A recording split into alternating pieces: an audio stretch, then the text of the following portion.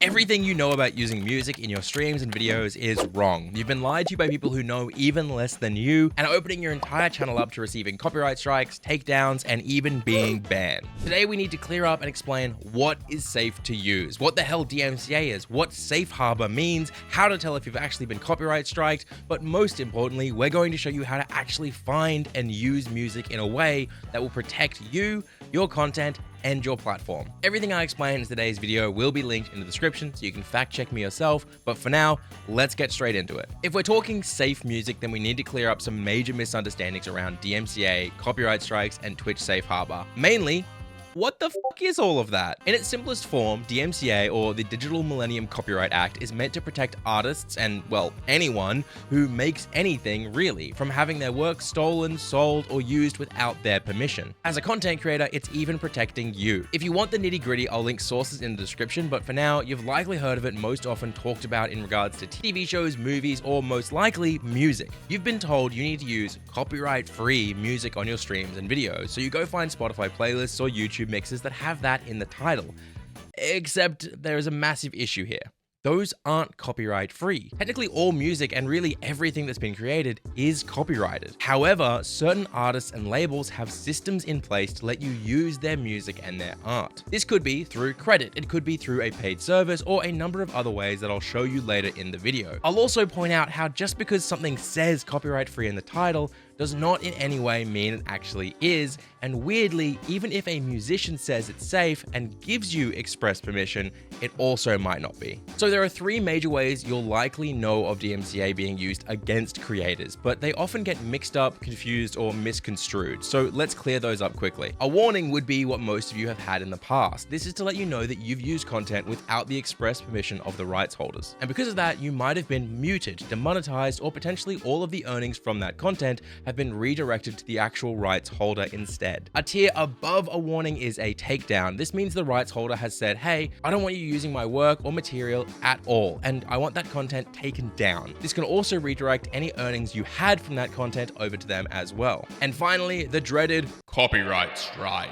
This is a bit of a weird one, but most platforms such as Twitch and YouTube allow creators to receive 3 strikes before deleting their channel entirely. Over time, these strikes can and will expire if you start following copyright rules, so it's pretty unlikely you'll be banned. Now, it's really important to understand that these different warnings, takedowns, or strikes aren't coming from the platform. This isn't Twitch or YouTube trying to bully creators. They're coming from the rights holder, whether that is the artist themselves, a record label, or potentially another party who has bought the rights. And yes, this system does mean sometimes people can misuse these tools across all platforms, whether that's pretending to own the copyright material or simply by using it to strike creators despite them actually having every right to use it. Luckily, platforms have ways to help if this happens. YouTube, for example, allows you to contest the claims and say you have the rights. So does Twitch, but where they differ is YouTube often detects copyright material before the video goes public and will warn you early on to make a change. Sadly, Twitch being live, you don't actually have this option. Instead, if Twitch detects copyright material, your VOD after the stream will have segments muted. This isn't a strike, despite what people keep telling you. It's actually just Twitch trying their best to protect creators. Because as I said, platforms aren't issuing or acting on DMCA at all. Twitch cannot take action without the rights holder asking them to. If they did, they'd be breaching safe harbor, which leads me to ask, what the fuck is safe harbor? In short, Twitch is saying our streamers, by going live, have agreed to a terms of service that they will only use material they have the rights to use. We trust they are doing that, but if you see them not doing that, you can ask us to do something, and we will, but we aren't responsible or liable. This protects Twitch from any trouble, and it's why everyone was laughing at Kickstaff when they went to XQC's stream and told him, hey, can you stop watching The Dark Knight? Because they unwittingly admitted they knew copyright was being breached, making the site liable and responsible. With all of that covered, how do we find safe music if even music that says it's safe might not actually be? And does using music or even short clips like sound effects of memes technically fall under fair use? Well, no. The answer is just no. Like DMCA and strikes in general, fair use is grossly misunderstood, and I don't think it matters how many times I cover it, there will be another 100 people spreading misinformation in the comments. Like how people seem to say that if a clip is under 7 seconds long, it's safe to use. But I guess I'm gonna push this boulder up the hill anyway. So, the way I like to explain fair use in its simplest form is by being transformative, so parody, critique, education, and while using smaller amounts of the work might help you towards a fair use argument, you still need to transform, critique, parody, or use those small amounts of copyrighted material in a way that would be, could be, or should be one of those categories. Just having it so Baby Got Back plays for 6 seconds every time someone subscribes isn't fair use. One of the best examples of fair use would be Drew Gooden watching terrible Christmas movies, showing small segments, cutting back to himself where he critiques them for entertainment and comedy, and then continuing on. Or Anthony Fantano critiquing entire albums. Well, actually that's not a good example because he rarely uses the music that he's reviewing in order to avoid copyright. Because to be as clear as possible, you can still receive a copyright claim or a takedown for what you believe is fair use. But again, that isn't the platform, remember? It's the rights holder deciding they don't want their work used that way, and now it's your place to decide if you'll argue and fight that decision. Okay, you understand DMCA, fair use, and copyright a decent amount better, I would say. So now let's talk about how to tell if music is actually safe to use and the different rules artists often put in place to let you use their music.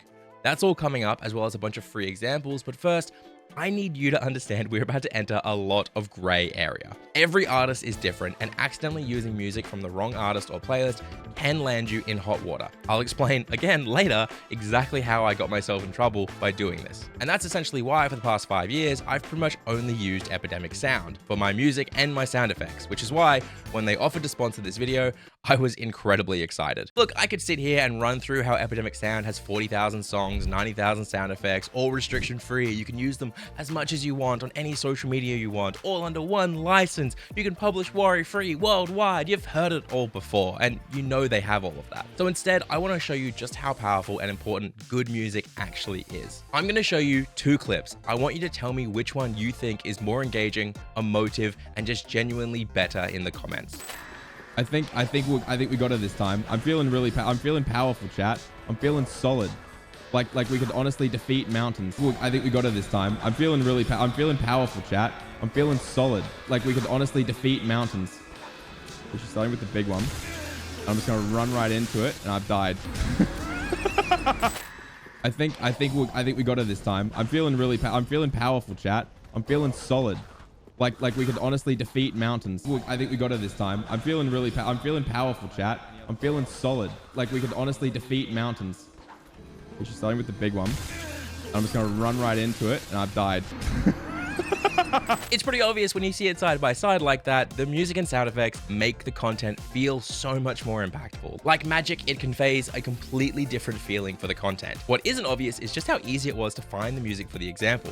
Genuinely, as a streamer and YouTuber, you'll spend most of your time trying to find good music, but with Epidemic Sound, you just go to their website, search up action rising or sad music, or even just use their mood board or genre categories, and well, you're met with a crap load of options. You can sort by popular if you just want the hits that everyone loves, or hunt through listening to each until you find what matches your style. Right now, you can click the link in the description and start taking your content to the next level. Thanks again to Epidemic for supporting the channel. Now, if you still want to risk it, let's talk about navigating the waters of copyright-safe music online. My rule of thumb when it comes to music is to always look for a usage rights or Creative Commons page for that artist. I won't use music unless I can confidently find that. Let's look at some examples. First, we have Chill Hop. This is a free lo-fi record label that makes music primarily for creators to use in the background. Every video has a link to use their music in videos and streams, and once you click it, in detail, they explain how you need to sign up, connect your socials, and also credit the music you use in the description or as an entire panel on Twitch. They have also a very clear FAQ on every other way people try to use their music. Chill Hop is a great example of finding safe free music. Another great example would be Game Chops, who produce video game remixes for a similar reason. If we visit their YouTube and find a link back to their Creative Commons,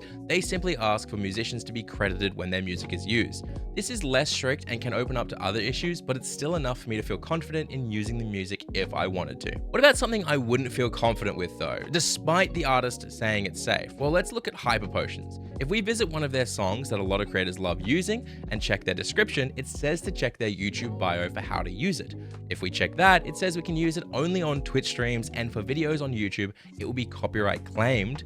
But if we email them, they'll manually remove the claim or have it resolved. Already, you can see I don't feel super confident with this option. But it gets more difficult because if we check a different video and see the description, it asks for a different approach. You simply need to credit them and won't need to do anything else. With all these extra steps and then a confusing series of guidelines, it's a real use your own risk situation. Personally, I prefer and love how GoodKid have handled it. They tweeted anyone can use any of their music at all, and they have a creator hub to answer questions, but also made it so you can generate a license for the video if you want to be completely protected. Now, there are two major problems that come with using free music like these ones I've suggested, specifically with ChillHop, GameChops, or from artists who give you express permission. First, I think when you use free music that's available to everyone, your content quickly ends up sounding, well, just like everyone else. You'll notice if you spend even a small amount of time on Twitch that every single stream at some point will use the GameChops video game soundtrack remixes. And if you grew up on YouTube like I did, then you'd likely be able to recognize the same dozen songs by No Copyright Sound that were used in every single video for a decade. The second major issue, and this is to do with getting permission, is that sometimes the artist might give you permission when they don't have the ability to, or worse, later might lose the ability to. Many artists don't actually own the rights to their own music, and in fact their label or management does. And I learned this the hard way. I won't name names, but an artist who I love gave me express written permission several times via email, Twitter DMs, and Discord conversations across 3 years that I could use their music with credit. And then one day, they signed with a record label who began muting and striking all of my content that I had used their music in. When I asked the artist, they said the deal they signed meant they actually had no control and didn't realize it was going to happen. That experience is why I so heavily recommend Epidemic Sound these days and why I was okay with them sponsoring this video. And now let's clear up the last two misconceptions because I know they will be brought up in the comments.